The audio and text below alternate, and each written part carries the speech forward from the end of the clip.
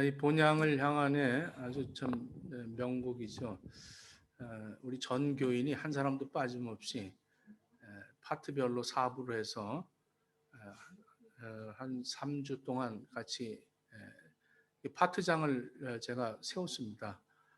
소프라노에는 김민경 전사님, 엘토에는 김성복 권사님, 테너에는 이규영 집사님, 베이스에는 허대원 전도사님 이렇게 파트장을 나눴고 오늘 그 김미선 성도와의 플릿이 굉장히 저한테 은혜를 주는 것 같아요. 굉장히 아주 은혜롭게 아주 부드럽게 들어오는 것 같아요. 그래서 이렇게 그 같이 우리 선욱이 첼로와 이렇게 해서 하나님 앞에 부활절 영광을 돌리도록 여러분들이 정성을 다해서 같이 찬양으로 영광을 돌리도록 하겠습니다.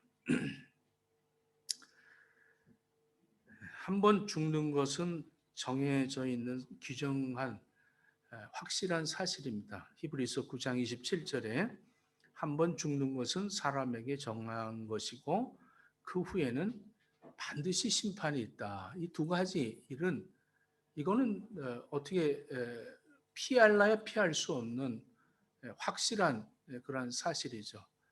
이것은 어느 누구도 뭐 여기에 예외 없이 모든 사람은 죽게 됩니다. 모든 짐승이나 생명이 있는 것은 다 죽게 됩니다. 죽음으로 끝나면 그것으로 참 얼마나 다행스러운 것인가. 그런데 그 후에는 반드시 심판이 있다. 이렇게 말하고 있습니다. 심판에는 세 가지가 있습니다. 심판에는 우리의 원죄에 대한 심판이 있죠. 원죄. 태어날 때부터 우리는 죄를 가지고 태어났습니다. 아담 이후에 인간의 후손들은 죄를 졌기 때문에 죄악으로부터 시작이 되어서 그 죄로 말미암아 사망을 갖게 죽을 수밖에 없게 됐죠. 맨 처음에는 죽음이 없었는데 아담의 범죄 이후에 사람은 죄로 인하여 사망을 갖게 됩니다. 이 사망의 심판은 뭐 피할 길이 없었습니다. 그런데 하나님께서 인간의 육신을 입고 이 땅에 오셔서 그 모든 인류의 모든 그 죄를 사하여 주심으로 심판을 받으셨습니다. 하나님이 친히 십자가의 그 고통을 다 겪으시면서 그 죄의 값을 치르시느라고 심판을 받으셨습니다. 그러므로 우리는 이 원죄로부터 사망의 심판을 이미 받았습니다. 이 두 번째 심판은 뭐냐? 이것은 예수님이 이제 재림하실 때 심판주로 오신다고 하셨습니다. 이 심판은 우리의 행위의 심판이죠. 잘하고 못하고 악하고 선하고 이런 심판이 있습니다. 또 마지막 하나는 이제 백보자 심판입니다. 이것은 하나님의 보좌 앞에서 심판을 받는 이 심판. 여러분들이 아직 예수 믿지 않는다면 우리는 아직 이 세 가지의 심판이 남아 있는 겁니다. 우리가 죽은 후에 이 세 가지 심판을 갖게 된다는 사실입니다. 죽음보다 더 비극적인 것이 죽음 후에 심판이 있다는 사실입니다. 하나님 심판 앞에 누구도 저항할 수가 없고 거부할 수가 없습니다. 마치 죽음을 거부할 수 없는 것처럼 심판도 마찬가지죠. 요한계시록 20장 11절로 14절에 보면 최후의 심판에 관한 말씀이 기록되어 있습니다. 또 내가 크고 흰 보좌와 그 위에 앉으신 자를 보니 땅과 하늘이 그 앞에 피하여 간데 없더라. 또 내가 보니 죽은 자들이 물온대손하고 그 보좌 앞에 섰는데 책들이 펴 있고 또 다른 책이 펴졌으니 곧 생명책이라. 죽은 자들이 자기 행위를 따라 책들에 기록된 대로 심판을 받으니 바다가 그 가운데서 죽은 자들을 내어주고 또 사망과 음부도 그 가운데 죽은 자들을 내어주며 각 사람이 자기의 행위대로 심판을 받고 사망과 음부 또 불못에 던지우니 이것을 둘째 사망 곧 불못이라. 누구든지 생명책에 기록되지 못한 자들은 불못에 던지우더라. 이렇게 되어 있습니다. 그곳이 어디냐? 지옥 람버스라는 것이죠. 영원히 살게 된다는 거예요. 지옥이라는 그 고통을 영원토록 겪으면서 산다는 겁니다.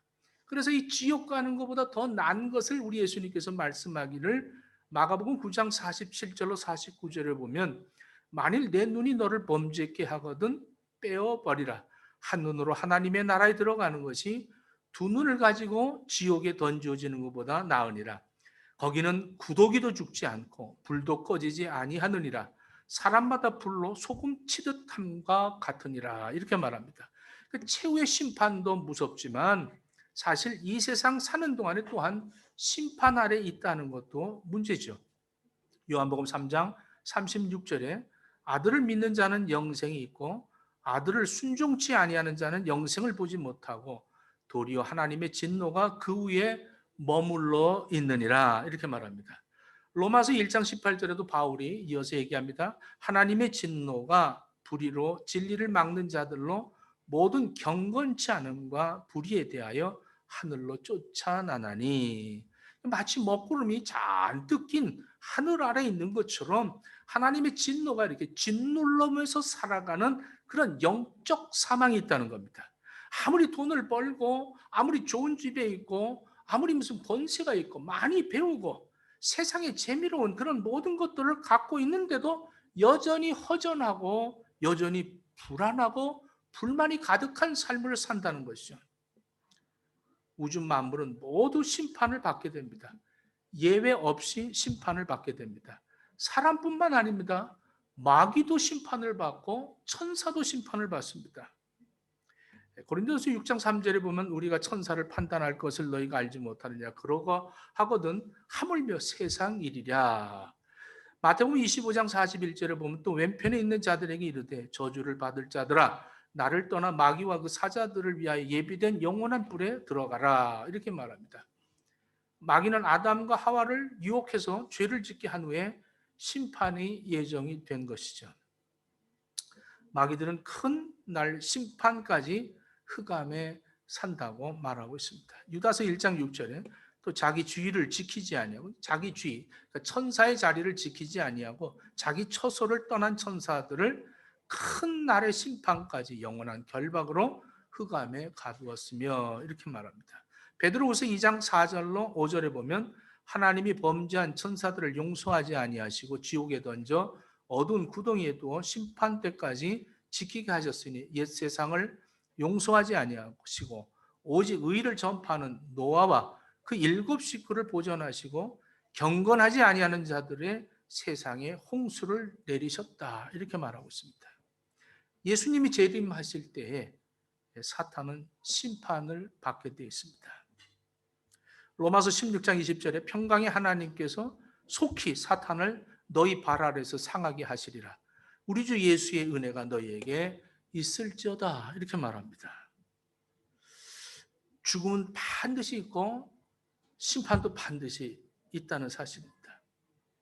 원죄 심판, 죄에 대한 심판, 이것이 갈보리 산에서 예수님이 십자가에 이루신 그 심판이죠. 행함이 없어도 믿음으로 구원을 받는다는 겁니다.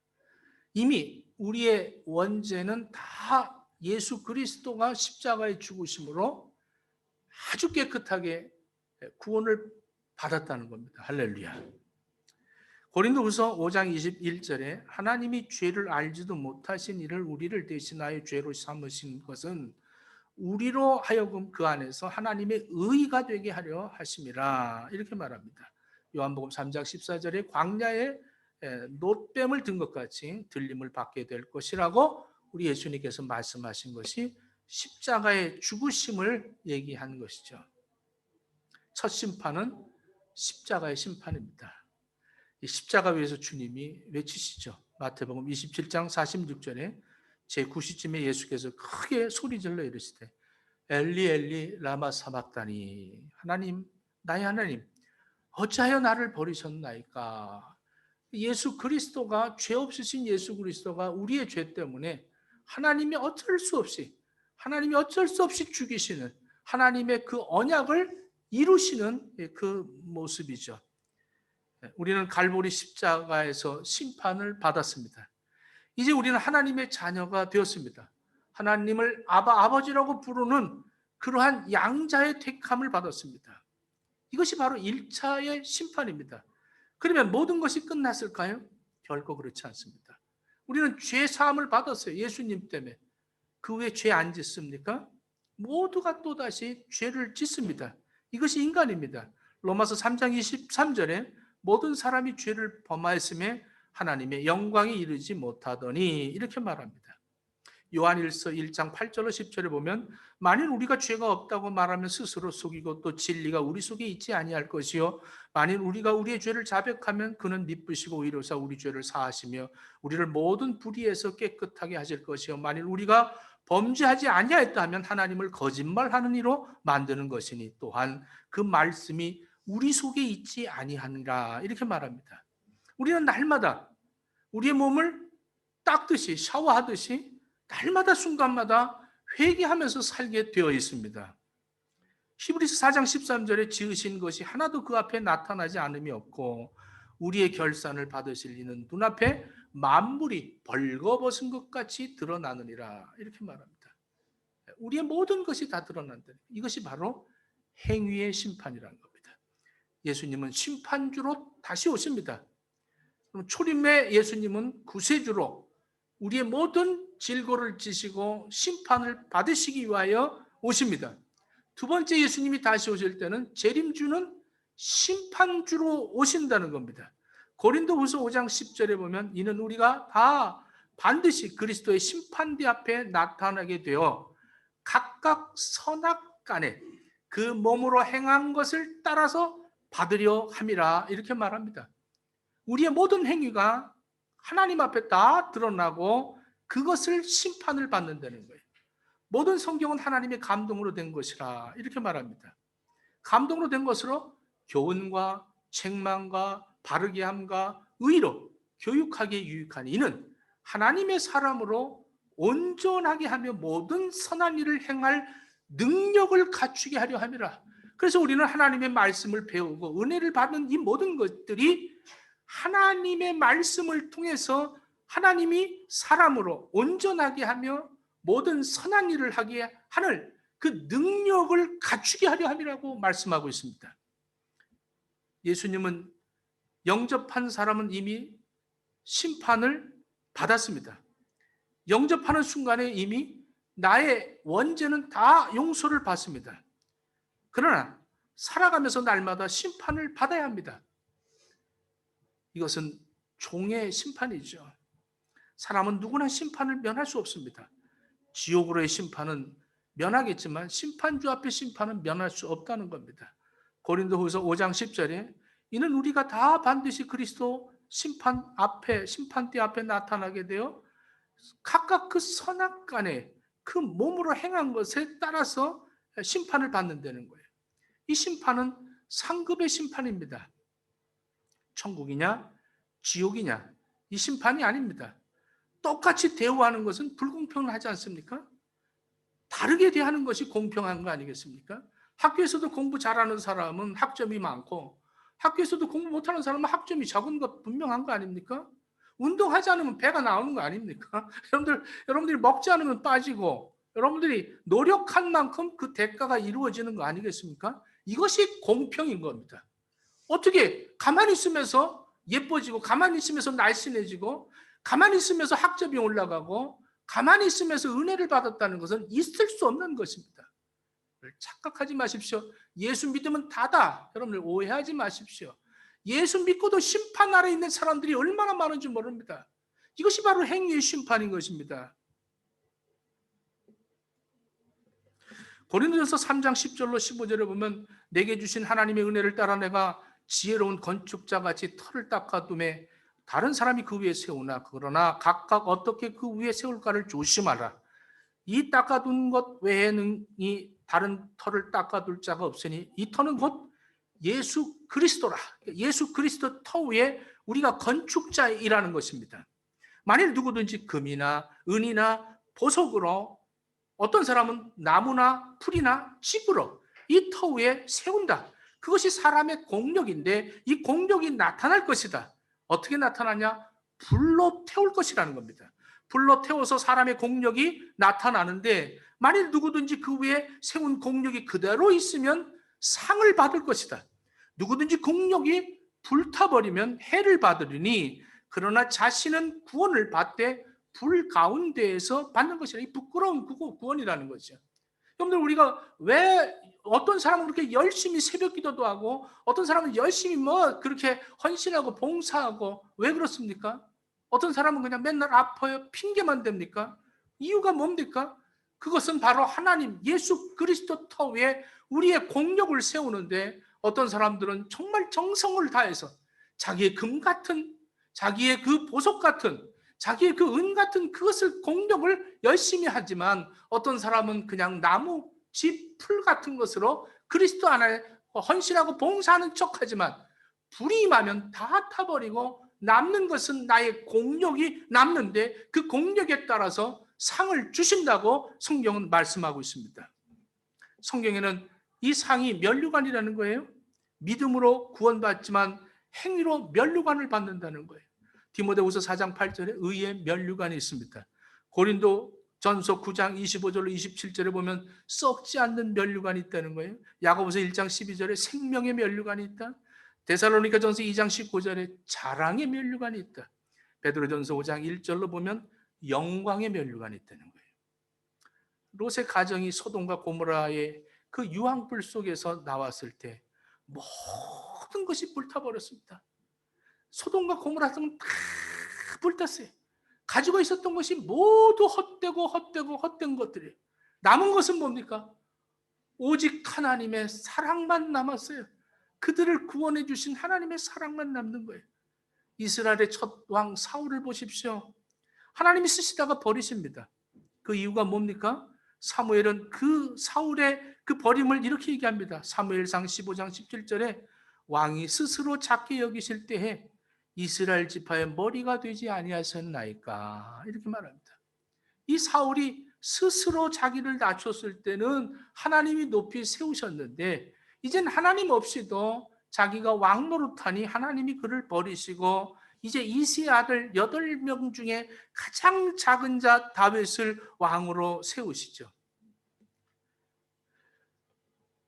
이 다윗은 작은 돌 하나 갖고 골리앗을 쓰러뜨리는 참 작은 자였습니다. 양을 치는 목동으로서 그렇게 삶을 살죠. 스스로 작게 여길 때 하나님은 크게 들어 쓰신다는 거예요. 작은 것이 아름답다는 건 뭐냐면 작은 것이 심기워질 때 아름다운 거예요. 작은 것 그 자체 하나가 아름다운 것이 아니라 나는 작은 자로서 하나님 앞에 쓰임을 받을 때에 그것이 아름다운 것이죠.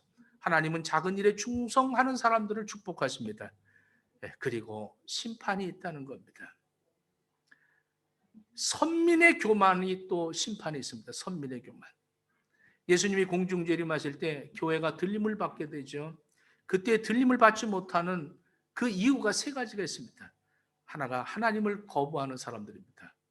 사무엘상 8장 7절에 보면 여호와께서 사무엘에게 이르되 백성이 내게 한 말을 다 들으라. 이는 그들이 너를 버림이요? 버림이 아니요 나를 버렸다. 그러니까 이 사무엘이 외칠 때도 사무엘을 버린 것이 아니라 하나님을 버렸다는 거예요. 예수님을 거부하는 사람들입니다. 누가복음 23장 18절로 19절에 보면 예수를 십자가에 못 박으러 하죠. 목이 걷고 마음의 귀에 할례를 받지 못한 그런 사람들입니다. 3번째로 성령의 역사를 거부하는 사람들입니다. 성령이 역사하는데 그것을 거부하는 거죠. 성령이 우리에게 자꾸 죄다, 죄짓지 말아라, 너가 열심히 해라, 이런데 그것을 거부하는 거죠. 그 결과 이 선민들은 핍박을 받게 되었고 또 역사적으로 볼 때 이 선민들이 핍박을 받은 것들은 분명한 사실입니다. 로마의 학살이 있었고 영국에서 추방을 당했고 히틀러에게 고통을 당하게 됩니다. 화형을 당하고 스페인으로 쫓겨나고 자기들의 피가 자기들에게로 돌아갔던 것을 보게 됩니다. 예수를 십자가에 못 박을 때 이 본디오 빌라도가 나는 이 피의 죄값을 나는 받지 않겠다 하더니 우리가 받겠소 하는 그 심판을 그들은 받게 됩니다. 우리도 역시 마찬가지입니다. 우리의 삶의 현장 속에서 내가 예수 믿고 구원받아 하나님을 아버지라고 부르며 살고 있지만은 내 삶의 현장 속에서 내가 심판을 받는 이유는 뭐냐? 하나님의 말씀을 거역하는 거, 하나님을 버리는 것이요. 예수 그리스도를 짓밟는 겁니다. 성령의 그 우리를 책망하시는 것을 거부할 때 우리는 이런 심판을 받아서 핍박을 받게 되고 적들에게 우리는 고통을 갖게 되는 겁니다. 에레미야서 30장에 보면 슬프다 그날이요 그와 같이 엄청난 날이 있으리라. 그날은 야곱의 환난 때가 되미로다. 그러나 그 환난에서 구하여 남을 얻으리로다. 이렇게 말합니다. 다니엘도 말합니다. 말라기 선지자도 말하죠. 말라기 3장 6절에 나 여호와는 변하지 아니하나니 그러므로 야곱의 자손들이 너희가 소멸되지 아니하리라. 마태복음 25장 31절로 46절에도 보면 예수님께서 오셔서 심판하는 그 장면을 우리들에게 설명하고 있습니다. 인자가 자기의 영광으로 모든 천사와 함께 올 때에 자기 영광의 보좌에 앉으리니 모든 민족을 그 앞에 모아 각각 구분하기를 목자가 양과 염소를 구분하는 것 같이 될 것이다. 양은 오른편에 염소는 왼편에. 그때 임금이 오른편에 있는 자들에게 이르되 내 아버지께 복을 받을 자들아 창세로부터 너희에게 위하여 예비된 하늘나라를 상속받아라. 내가 줄일 때 너희가 나를 먹을 것을 주었고 목마를 때 마실 것을 하였고 나그네 되었을 때 영접했고 헐벗었을 때 옷을 입혔고 병들었을 때 돌아보고 옥에 갇혔을 때 와보았느니라. 이에 의인들이 말하기를 주여 우리가 어느 때 주께서 줄인 것을 보고 음식을 대접하였으며 목마르신 것을 보았고 마시게 하였나이까? 어느 때 나그네 되셨습니까? 주님이 언제 그런 일이 있었습니까? 우리는 그런 것을 보지 못했습니다. 그냥 우리는 그대로 헌신했을 뿐입니다. 참, 의인은 자기가 행하면서도 자기가 행한 것에 부족함을 느끼는 것이 그것이 믿음의 사람들이라는 거예요. 근데 이 염소들은 언제 주님이 그랬다면 내가 안 그러겠습니까? 이러면서 오히려 그 심판 앞에서도 변명을 한다는 겁니다.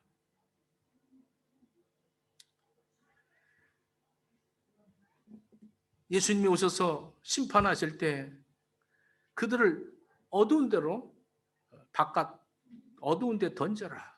거기서 슬피 울며 이를 갈게 되리라. 이 무서운 심판을 받는 거죠. 지금도 이 세상에 살면서 심판받고 살아간다면 얼마나 안타깝습니까? 여러분들 믿음으로 구원받지만 행위로 심판받는다는 거 이거 잊어버리면 안 됩니다. 이 세상에 우리가 인생을 살면서 영원한 영혼을 갖고 있어요. 그냥 죽으면 끝나는 게 아닙니다. 죽고 난다면 반드시 심판이 있습니다. 내가 태어날 때부터 가지고 나온 원죄의 심판은 예수님이 받으셨어요. 내 행위 심판은 곧 있을 겁니다. 살면서도 심판을 받고 있고 예수님이 오실 때 나의 선악 행위를 따라서 심판을 하신다는 것은 무엇을 얘기합니까? 곧 거기에 대한 보상이 있다는 거예요. 보상이. 거기에 상급이 있다는 겁니다. 할렐루야. 이 상급을 받으러 사도 바울은 나의 달려갈 길을 다 달려간다. 내 앞에 있는 그 보상을 보고 달려간다는 겁니다. 할렐루야. 여러분들 내가 이렇게 지금 설교할 때 심판이 있다니까 굉장히 무겁고 또 제가 오늘 보면서 기도하면서 분명히 이 설교를 하면 많이 안 나올 것이다. 제가 알아요. 참 이 사탄이 듣지 못하도록 얼마나 방해를 하는지 모릅니다. 이 진리를 깨닫지 못하게 해서 우리는 그냥 하나님은 사랑의 하나님이요 은혜의 하나님이요 우리는 그냥 이렇게 또 아프고 이렇게 죄를 져도 용서해 주시고 이러고 산다고 생각을 하게 만들고 신앙생활을 하니까 교회가 점점 이렇게 무너지고 있다는 사실입니다.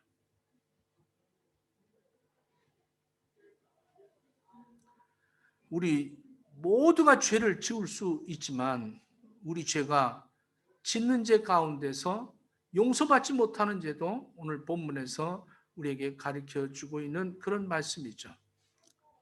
여러분 세 번째 죄는 백보자 앞의 심판입니다. 이 심판은 생명록에 기록되지 않은 사람들은 다 영원한 지옥에 들어가는 심판, 마지막 심판이죠. 요한계시록에 아주 엄하게 우리에게 가르쳐주고 있는 그러한 심판입니다.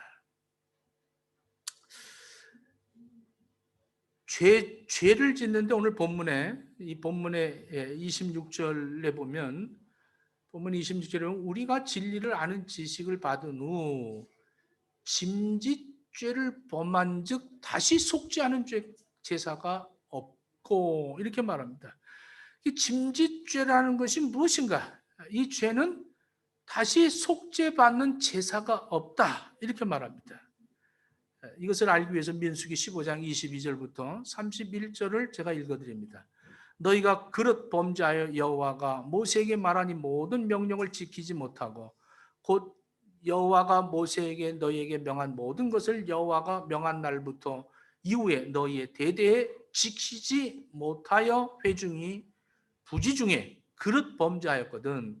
온 회중은 송아지 하나를 여호와께 향기로운 제사로 드리고 규례대로 그 소제와 전제를 드리고 수염소 하나를 속죄제로 드릴지라. 제사장이 이스라엘 자손의 온 회중을 위하여 속죄하면 그들이 사함을 얻으려니 이는 그릇 범죄함이며 또 그 그릇 범죄함을 인하여 예물 곧 화제와 속죄제를 여호와께 드렸습니다. 이것은 실수로 그냥 갑자기 화가 나서 어떻게 내가 좀 무지해서 짓는 그런 죄들은 속죄제를 드리고 화제를 드려서 하나님 앞에 용서를 구할 수가 있다는 것입니다.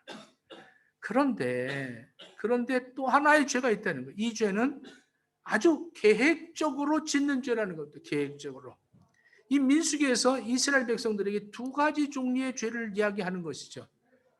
우리 모두가 죄를 지을 수 있지만 우리가 짓는 죄들 가운데에서 그릇 범하는 죄와 짐짓 범죄가 있다는 거예요. 이 짐짓 범죄는 이 죄는 사함을 받을 수 없다 이렇게 성경은 말하고 있습니다. 그릇 범하는 죄, 이걸 알아야 돼요. 그릇 범하는 죄, 이거는 내가 약해서 짓는 죄입니다. 그릇 범하는 거, 내가 믿음으로 살려고 하는데 어쩌다 보니까 또 부지 중에 또 죄를 짓는 거죠. 의도적으로 범죄하는 것이 아닙니다. 죄를 짓기 싫은데 내가 약해서 어쩔 수 없어서 거짓말했어요. 어쩔 수 없어서 내가 이랬어요. 이런 죄들은 사함을 받을 수 있다는 거예요. 그릇 범할 때 하나님 앞에 예배드리고 용서를 구하고 회개할 수 있다는 거죠. 그러나 짐짓죄를 범할 때는 다시 속죄할 제사법이 없다는 겁니다. 용서받을 수가 없다는 거예요. 불가능하다는 겁니다. 그럼 이 짐짓 범죄는 도대체 뭘까? 우리가 알기 쉬운 이 단어로 이야기하면 고의적으로 의도적으로 죄짓기를 작정하고 지은 죄를 짐짓죄라고 하는 겁니다. 한순간에 우리 마음속에 어떤 죄를 지을 생각이 들 수 있습니다. 그러나 성령 하나님께서 우리의 죄를 짓지 못하도록 달래고 타일르십니다. 그러면 그에게 어떻게 해야 합니까? 순간적으로 화를 내다가도, 순간적으로 유혹을 느끼다가도, 순간적으로 죄를 짓고 싶다가도 성령님께서 나에게 어떻게 찔러주시면 빨리 죄를 중단하고 하나님 잘못했습니다, 이렇게 살라고 우리는 성경을 배우고 하나님의 말씀을 우리가 받아들이는 거예요. 그런데 짐짓죄는 그런 죄가 아니에요. 내 마음속에 이것을 죄라고 가르쳐주는 성령의 음성이 들려옴에도 불구하고 그 음성을 무시해버리는 거예요. 내 계획대로, 내 의도대로 나는 죄를 짓겠다는 거죠. 아주 구체적으로 철저하게 계획을 해서 죄를 짓는 죄입니다. 성경 가운데서 이런 짐짓죄를 진 대표적인 인물이 있습니다. 창세기 4장에 보면 가인이 그랬어요.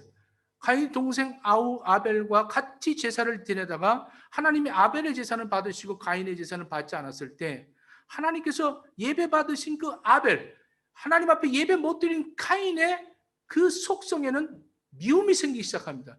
여러분들, 예배 성공하셔야 사랑이 넘쳐나는 겁니다. 할렐루야. 예배를 제대로 드리지 못하면 예배 잘 드리고 하나님 앞에 열심히 사는 사람을 괜히 미워합니다. 내 속에서 왜 그렇게 막 화가 나는지 모르는 거예요. 막 미치는 거예요. 그런 사람들 많아요. 뒤집어집니다. 너만 예수 잘 믿니? 이 뭐야? 막 이러면서 난리 부리는 거예요. 왜 그렇습니까? 이 가인같이 하나님 앞에 예배를 하나님의 방식대로 들지 않고 자기가 계획하고 자기가 원하는 대로 살려고 하는 그 가인에게 이런 마음이 드는 거예요. 분노가 생겼죠. 그 분노를 어떻게 했습니까? 계획을 세웁니다. 의도적으로 계획을 세운 겁니다. 이것을 짐짓죄라는 거예요. 가인은 이렇게 계획을 세웠습니다. 내가 아버지가 없을 때 내 아우 아벨을 데리고 들어가서 돌로 내가 반드시 쳐 죽이겠다. 아주 이렇게 작정을 했습니다. 그때 하나님이 가인의 마음을 아셨어요. 가인아, 내가 성냄이 어찌미냐? 내 안식이 변함이 네 안색이 변하는 것이 어찌 된 일이냐? 이렇게 말합니다. 죄의 소원은 내게 있으나 선을 행치 못하면 죄가 문 앞에 엎드리느니라. 이렇게 말합니다. 하나님이 직접 찾아오셔서 가인의 너 왜 화내니? 너 왜 그러니? 너 왜 이렇게 변했니? 왜 그러니? 너 죄가 문 앞에 엎드려져 있다. 선으로 악을 이기지 못하면 죄가 문 앞에 엎드려져 있다는 거예요. 하나님께서 엎드려졌다. 이건 맹수가 삼키려고 하고 있다는 거예요. 죄의 소원은 내게 있지만 너는 죄를 다스려야 한다. 이렇게 말하고 있습니다. 이 하나님께서는 질투로 말미암아 아벨을 죽이겠다고 하는 가인의 마음을 읽으시고 그를 만류하십니다. 하지 말아라. 그렇게 하면 안 된다. 죄의 소원은 내게 있지만 가인아, 내 마음속에 그러한 죄가 있을지라도 내가 그 일을 이해한다. 그러나 내 동생을 미워하고 한순간에 저를 죽이겠다는 마음은 들 수가 있지. 그러나 그 죄의 소원은 내게 있지만 너는 그 죄의 소원을 다스려야 한다. 이런 얘기입니다. 그것을 다스리지 못하면 너는 반드시 그 죄에게 너는 죽는다. 이렇게 말하는 거죠. 성경에서 이것을 짐짓죄라는 거예요. 그걸 무시하는 거예요. 하나님을 무시한 죄라는 겁니다. 하나님을 거역한 죄라는 겁니다. 우연히 일어나서 벌어지는 일들은 그건 뭐 계획이 아니겠죠. 근데 계획을 세운다는 거예요. 한 장소를 정해놓고 마음속에 오랫동안 동생을 죽이겠다는 마음을 갖고 있습니다.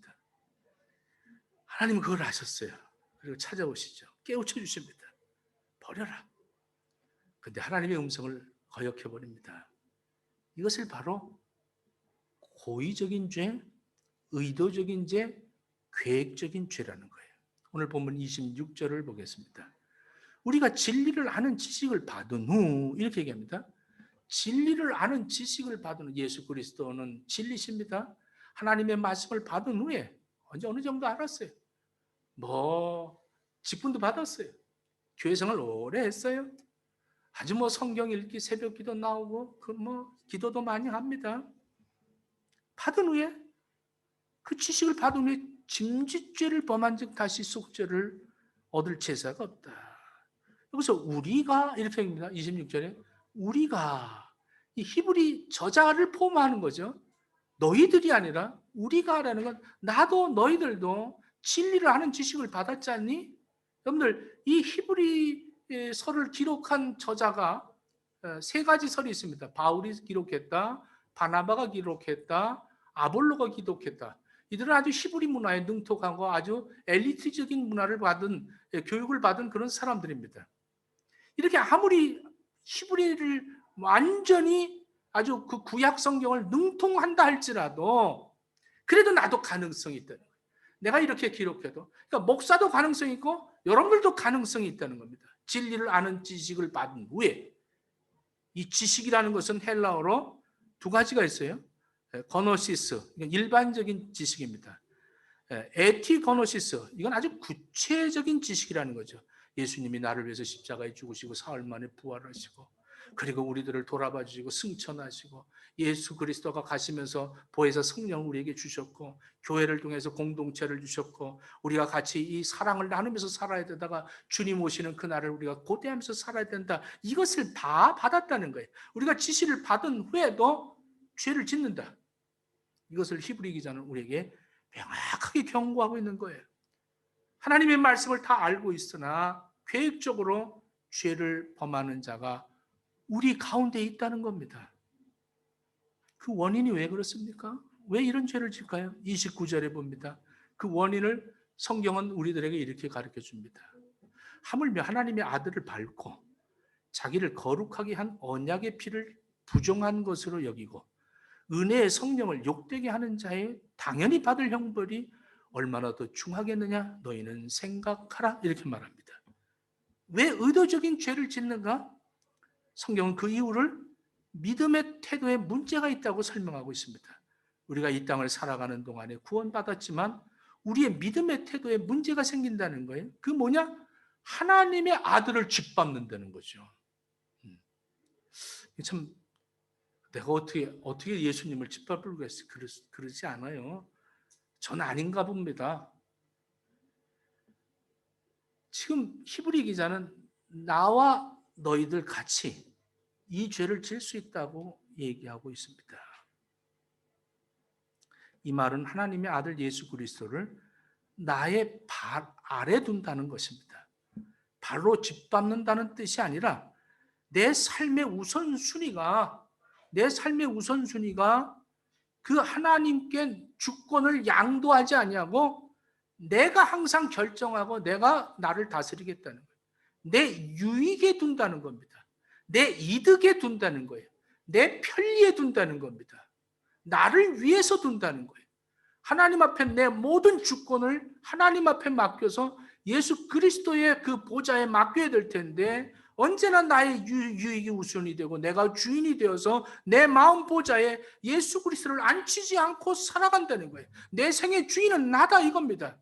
내 생의 주인은 돈이다. 내 생의 주인은 시간이다. 이렇게 생각하는 거예요. 굉장히 헌신하고 믿음 생활 잘하는 것 같습니다. 그러나 그 마음을 벗겨보면 그 마음 보좌에는 항상 예수님 안 계세요. 내가 있어요. 네, 알았어요. 목사님 그렇게 할게요. 속에는 내가 앉아 있어요. 새벽 기도 나오세요. 네, 그래야죠. 열심히 하고 있어요. 노력하고 있어요. 기도해 주세요. 안 나와요. 이 핑계 저 핑계.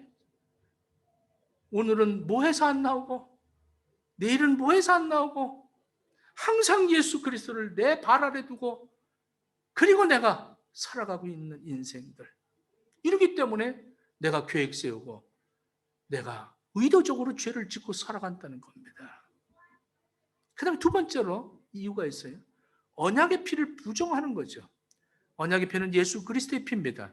예수님께서 십자가의 보혈을 흘린 이유는 단 하나로 말한다면 저와 여러분들의 죄를 대속하기 위함입니다. 여러분들의 삶 속에서 입으로 그렇게 고백하고 앉아서 그렇게 하나님 예수 그리스도의 피를 부정하는 그런 삶을 살고 있다면 그건 문제죠. 우리 죄에 대해서 민감하지 않을 때, 내가 죄를 짓고 있는데 내가 죄를 짓는다는 것이 민감하게 느껴지지 않을 때 예수 그리스도의 피를 부정하는 그런 삶을 사는 겁니다. 예수님은 바로 내가 지은 죄 때문에 돌아가셨어요. 내 죄 때문에 주님이 돌아가셨다고. 나를 그 죄에서 용서하시려고. 그런데 팔짱 끼고 예수님이 나를 구원하시기 위해서 십자가에 돌아가셨다는 거예요. 정말 예수님의 피가 고귀하게 여겨진다면 내가 죄를 짓는 것이 얼마나 미안하고 내가 정말로 그 예수 그리스도의 보혈을 갖다가 부정하고 살고 있는가 생활을 들여봐야 되지 않겠어요? 죄에 대해서 민감하지 않는다면 문제인 겁니다. 예배 시간에 찬양하고 헌금 드리고 누가 봐도 훌륭한 사람입니다. 근데 돌아가면 또 죄를 짓습니다. 아무 거리낌 없이 죄를 짓는 거예요. 죄에 대해서 민감하지가 않는 거예요. 영적으로 죽어가고 있는 거예요. 시체 위에다가 아무리 100kg, 200kg를 얹어놔도 시체는 그 무게를 느끼지 못합니다. 추운 지방에 사는 에스키모 사람들이 늑대를 잡을 때 특별한 방법으로 잡는답니다. 아주 날카로운 칼날을 갈아서 그 칼날 위에다가 이 핏덩어리를 이렇게 묻혀서 계속 그걸 얼린답니다.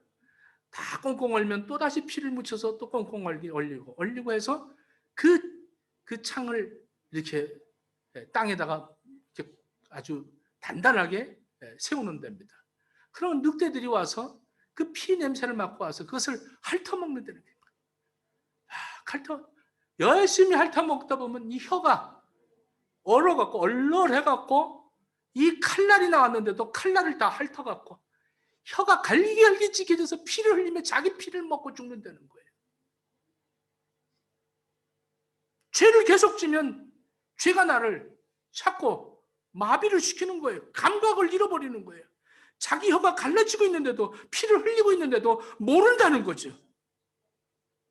사탄은 이렇게 교묘하게 계교를 누리면서 우리에게 스스로 행함으로 죽어가는 그런 삶을 살게 만듭니다.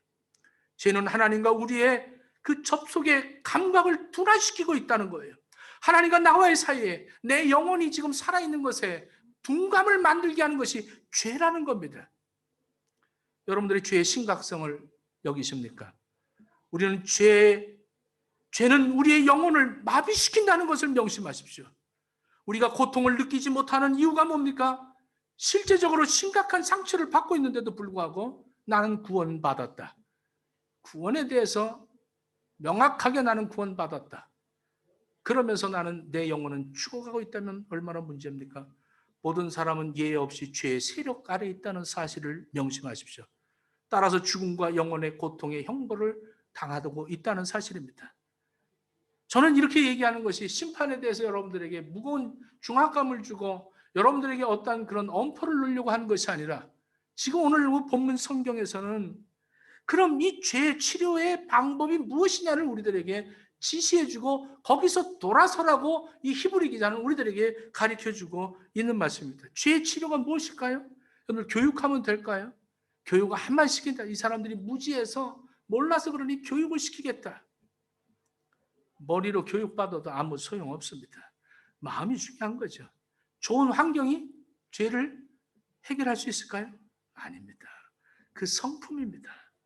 사람은 환경에 따라서 바뀌지 않습니다.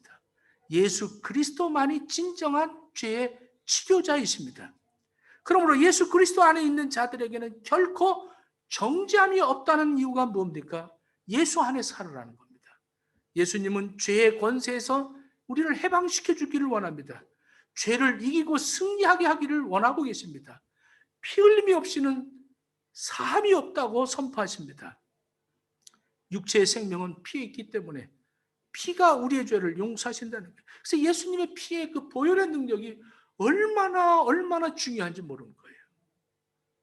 그리스도께서 그 피를 흘려 죄사함을 단번에 이루셨는데 이 단번에 이루신 이 보혈의 능력을 우리는 무시하고 살 때가 얼마나 많습니까? 죄에 대해서 민감하지 못할 때 나도 모르게 언약의 피를 부정하고 살고 있다는 겁니다. 바클레이 주석가는 이렇게 얘기합니다. 영적으로 죽는다. 이게 무슨 의미일까? 이것을 세 가지로 설명합니다. 하나는 노력하는 것을 중단해 버린다는 겁니다. 기도하는 걸 중단하고, 전도하는 걸 중단하고, 찬양하는 걸 중단하고, 예배하는 걸 중단하고, 헌신 봉사하는 것이 중단되어진다는 거예요. 노력하던 것을 중단한다. 이것이 영적으로 죽어간다는 겁니다. 두 번째로 느낌을 중단한다는 거예요. 느낌을. 세상의 죄의 슬픔과 고통에 대해서 강한 느낌을 가져지지 않는다는 거죠. 악을 보고도 의분이 일어나지 않는다는 거예요. 슬픈 일을 봐도 슬프지 않다는 거예요. 응답이 없어요. 마음에. 감동, 감화가 없어요. 설교를 아무리 해도 넋놓고 멍 때리고 있는 거예요. 세 번째로 생각을 중단한다는 거예요. 생각을. 영적으로 죽으면 배울 욕망이 없습니다. 생각이 중단됐어요. 그래서 하나님 말씀을 전하면 그러면 다 아는 거예요. 유튜브 보고 좋은 거 설교 들으면 되지. 복 받아라, 은혜 받아라, 사랑한다. 그렇지 않은 날마다 새로운 진리를 발견해 나가는 것이 생명입니다. 생명. 그리고 마지막 네 번째로 회개가 중단되어진다는 회개가. 사람의 평안한 마음으로 죄를 지을 수 있는 날이 영적으로 죽는 날입니다. 마음 평안하게 죄를 져보십시오. 이미 죽었다는 겁니다. 죄에 대해서 두려움을 상실하는 날, 악한 습관으로 돌이킬 마음을 갖는 순간입니다. 변화를 두려워하고 현실에 안주하고 자포자기하는 상태, 이게 바로 죄로 말미암아 이미 형벌을 받고 있다는 사실입니다. 새로운 진리를 바라는 욕망이 사라져버렸어요. 정지됐어요. 모든 책임을 전가합니다. 내가 이렇게 된 게 너 때문이라는 거죠. 내가 이렇게 완악하게 된 것이 다 너 만나서 이렇게 됐다. 이게 바로 예수를 짓밟고 보혈을 무시하고 은혜의 성령을 욕되게 할 때 우리는 의도적으로 죄를 짓는다는 거예요. 성령님은 우리가 죄를 지을 때, 잘못할 때, 불순종할 때 우리 마음속에서 탄식을 하신다고 로마서 8장 26절에 말하고 있습니다. 우리가 기도하지 못할 때 성령님은 우리를 대신하여 말할 수 없는 탄식으로 하나님 앞에 기도하시는 그 성령님을 우리는 욕되게 할 때가 얼마나 많습니까? 그 결과, 오늘 27절, 30절, 31절에 그 결과를 얘기합니다. 오직 27절 봅시다. 오직 무서운 마음으로 심판을 기다리는 것과 대적하는 자를 태울 맹렬한 불만 있으리라. 계속 읽겠습니다. 모세의 법을 폐한 자도 두세 증인으로 말미암아 불쌍히 여김을 받지 못하고 죽었거든. 하물며 하나님의 아들을 짓밟고 자기를 거룩하게 한 언약의 피를 부정한 것으로 여기고 은혜의 성령을 욕되게 하는 자가 당연히 받을 형벌은 얼마나 더 무섭겠느냐. 너희는 생각하라. 원수 갚는 것이 내게 있나니 내가 갚으리라. 원수 갚는 것이 내게 있나니 내가 갚으리라. 그래서 저도 신앙생활하면서 원수 갚고 싶을 때가 많지만 하나님이 갚으시는 거이다. 하나님이 심판자이지 내가 심판자가 아니다. 하나님 앞에 맡겨야 되는데 그렇지 못한다는 거예요. 다시 주께서 그 백성을 심판하리라 말씀하신 것을 우리가 아노니 살아계신 하나님의 손에 빠져 들어가는 것이 무서울진저, 이렇게 말합니다. 하나님의 손에 빠지는 것이 더 무서울진저. 오늘을 사는 세대에 이 한 가지 잘못이 있다면 하나님을 너무 은혜의 하나님, 사랑의 하나님으로만 생각하는 거예요. 사탄의 손에 빠져드는 것보다도 하나님의 진노의 손에 빠져드는 것이 더 무섭다는 것을 기억하십시오. 하나님의 손에 빠져들어간다. 교회를 하나님이 세우셨습니다. 사도행전 초두에 예루살렘 교회가 막 탄생해서 부흥이 일어날 때 아나니아와 삽비라는 이 두 내외가 죄를 범하게 됩니다. 우리가 볼 때는 별로 큰 죄가 아닙니다. 너무 은혜 받아서 자기의 재산을 팔아서 하나님 가난한 자들을 위해서 써달라고 지금 하나님 앞에 바치겠노라고 해놓고 그들이 다 바치지 못하고 반을 뚝 띄어서 바쳤습니다. 이것이 뭐가 죄입니까? 안 한 사람보다는 그거라도 한 게 다양 아닙니까? 그럼에도 불구하고 하나님은 아주 그 앞에서 두 내외가 즉사를 하게 만듭니다. 이 죄가 왜 이렇게 심각할까요? 이 죄가 교회 안에 들어오면 하나님의 교회가 무너지기 때문에 그런 겁니다. 오늘날 교회 안에 얼마나 많은 성도들이 짐짓죄를 지으면서도 예배를 드리는지 모릅니다. 이것이 문제입니다. 교회에 와서는 아름답게 예배를 드리고 거룩한 찬양을 하고 봉사를 합니다. 그러나 돌아가서는 그 마음속에 의도적으로 계획적으로 마음을 품고 사는 사람들이 얼마나 많은지 모릅니다. 그러한 자들은 하나님의 아들을 짓밟는 죄요, 언약의 피를 부정하는 죄요, 은혜의 성령을 욕되게 하는 죄라는 사실을 명심하십시오. 우리는 이 죄에서 돌이켜야 할 줄 압니다. 이 죄에서 우리는 돌아서야 한다는 겁니다. 그래서 32절에 우리에게 이 처방전을 줘주는 겁니다. 전날에 너희가 빚을 받은 후에 고난의 큰 싸움에 참여한 것을 생각하라, 이렇게 말합니다. 생각하라. 네. 아나밈코라고 하는데 이 단어는 그저 추억을 이렇게 연상하라는 게 아니라 과거에 배우고 지식으로 체험한 것들을 깊이 깊이 묵상하라는 겁니다. 참 신앙인이라면 누구나 과거에 하나님을 뜨겁게 만났던 순간들이 기억이 있을 것입니다.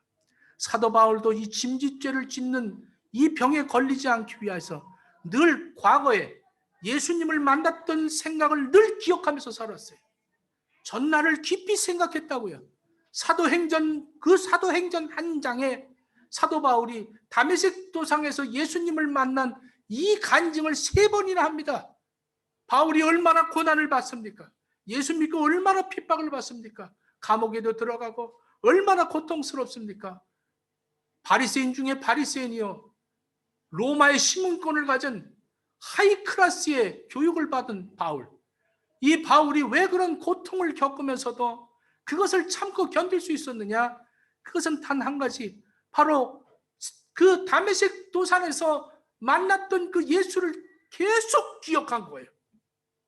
날마다 그것을 묵상한 거죠. 우리 모두 과거에 하나님께서 우리에게 내려주신 그 특별한 은혜가 각각 있습니다. 그 간증이 여러분들에게 늘 생각하고 살기를 축원합니다. 여러분들은 어디에서 예수님을 만나셨습니까? 어디가 다메섹입니까? 그 하나님의 그 은혜를 늘 깊이 생각하면서 사십시오. 저도 목회하다가 마음이 힘들 때가 있죠. 그때 그 과거에 주님이 나를 부르셨던 그것을 기억하면서 그것을 이겨나가는 거죠. 그 은혜를 받았던 것을 생각하면서 오히려 짐짓죄를 짓지 않으려고 그것을 기억하고 찬양하고 기도할 수 있게 된다는 사실입니다. 내가 하나님 앞에 올바로 살기 위해서, 짐짓죄를 범하지 않기 위해서 전날에 받은 은혜를 자꾸 묵상하는 거예요. 우리 마음에 시험이 찾아옵니까? 죄를 짓고 싶은 마음이 생깁니까? 과거에 만났던 그 하나님의 은혜, 하나님이 나에게 베풀어 줬던 그 은혜, 그것을 자꾸 생각하는 거예요. 주님 만났을 때 그 기억을 자꾸 생각하고 사십시오. 여러분의 자녀를 통해서 하나님이 만나주시고, 배우자를 통해서, 혹은 또 건강을 통해서, 사업을 통해서 여러 가지로 하나님이 주시는 은혜들이 얼마나 많습니까? 그것을 생각해야 한다는 거예요. 그래야 하나님의 그 사랑을 귀하게 여기고 예수 그리스도의 보혈의 능력을 항상 인식하고 성령님의 음성을 아멘으로 받을 수가 있다는 거예요. 34절에 보면 이들의 몇 가지 축복을 얘기합니다. 고난을 잘 견뎌내라는 거죠. 너희가 갇힌 자를 동정하고 너희 소유를 빼앗기는 것도 기쁘게 당하는 것은 더 낫고 연구한 소유가 있는 줄 알미라. 이렇게 말합니다. 이 무슨 말입니까? 하나님이 약속하신 상이 있다는 거예요. 하나님이 약속한 상. 우리 이걸 기억하고 살아야 됩니다. 이 몇 가지 축복이 있죠. 하나님의 약속을 기억하십시오. 내가 이렇게 참 나를 힘들게 해서 내가 참 원수 갚아버릴까? 내가 뭐 힘이 없는 줄 알아? 내가 뭐 이거 못할 것 같아? 이럴 때 원수 갚는 것은 하나님에게 달렸으니 너는 이것을 이기라는 거예요. 이 고통을 빼앗긴 것을, 이것을 오히려 기쁘게 여기는 것은 앞으로 하나님이 주실 상이 있다는 거예요. 할렐루야. 여러분들, 이거 내가 억울함을 당할 때 기억해야 할 것은 나에게 상 주시려고 그러시는구나. 할렐루야. 이러라는 거예요. 할렐루야. 그런데 하나님 이제 도저히 못 참겠어요. 이게 한두 번이죠. 못 살겠어요. 저 인간하고는 때려쳐야겠어요. 이러지 말라는 거예요. 오히려 그걸 보고 상급이구나 이렇게 여기라는 거예요. 땅을 바라보지 말고 하나님의 약속의 상을 바라보라는 거예요. 이 땅에서 죄 짓고 싶을 때 있어요. 나를 괴롭히는 사람 있어요. 유혹하는 사람들 있어요. 그쪽으로 달려가고 싶은 마음이 얼마나 많습니까? 그러나 막아내야 됩니다. 이것을 인내하는 거예요. 그것을 인내하려는 거예요. 이 땅에서 재산이 많이 모으고 뭐 높은 지위를 가졌다고 천국 가서 상 받을 줄 압니까? 천만에 만만에. 이 세상에서 없어도 이것을 기억하고 사는 사람들은 하나님이 보상이 있다는 사실입니다. 하나님께서는 짐짓죄를 짓지 아니하고 성령의 음성에 순종하고 예수 그리스도를 내 마음의 보좌에 모시고 주를 따라 하루하루 내 삶을 깨끗하게 살아가는 하나님의 백성들에게 반드시 상을 내려주시고 준비하고 계시다는 사실을 깨닫기를 바랍니다. 이 말씀을 믿으십시오.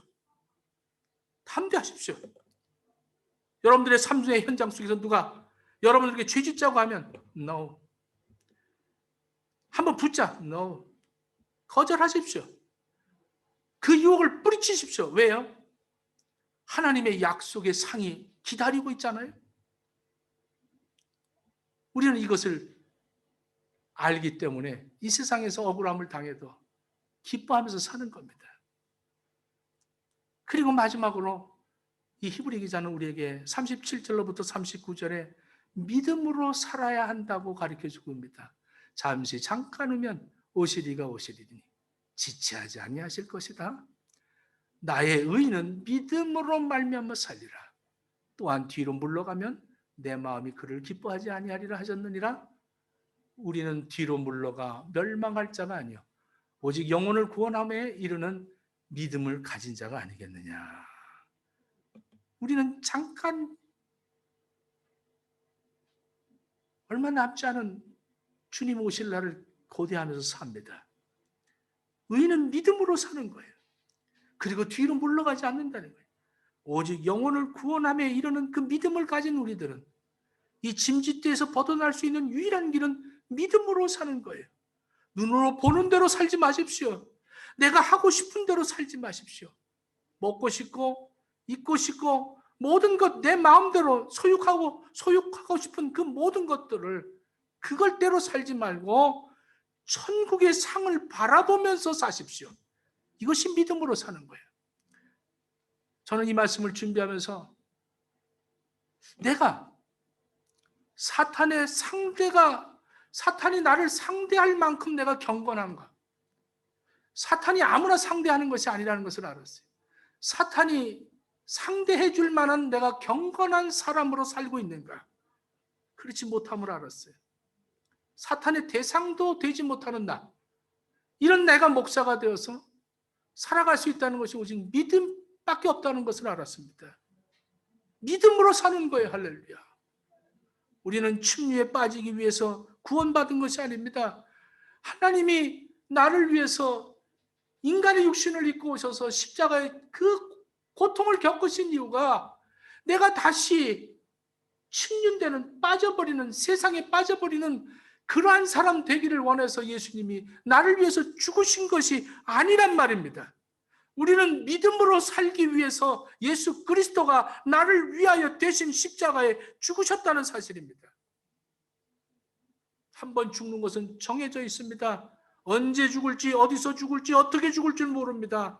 그러나 분명한 사실, 이 사실은 분명합니다. 우리는 죽습니다. 그리고 후에는 심판을 받습니다. 여러분들의 영혼이 구원받아야 합니다. 여러분들의 행위가 상급을 받아야 됩니다.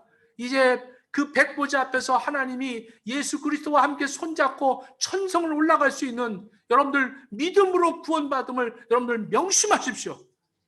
죽음 후에 반드시 심판이 있습니다. 기도하겠습니다.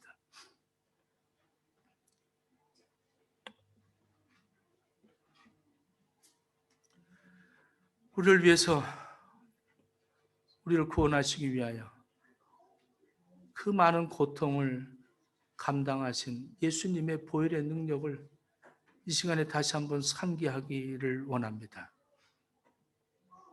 내 죄를 청산하기 위해서 십자가에 죽으신 예수님의 보혈의 능력을 힘입어 구원받고 하나님을 아버지로 부르면서 이제는 짐짓죄 짓지 않도록 항상 나를 만나주신 하나님의 은혜를 항상 기억하고 생각하고 항상 성령님의 음성을 들으며 살아가는 그 상급을 바라보며 살고 믿음으로 살아가는 우리 행복의 식구들 다 되어지도록 허락해 주시옵소서. 예수님 이름으로 기도합니다. 아멘.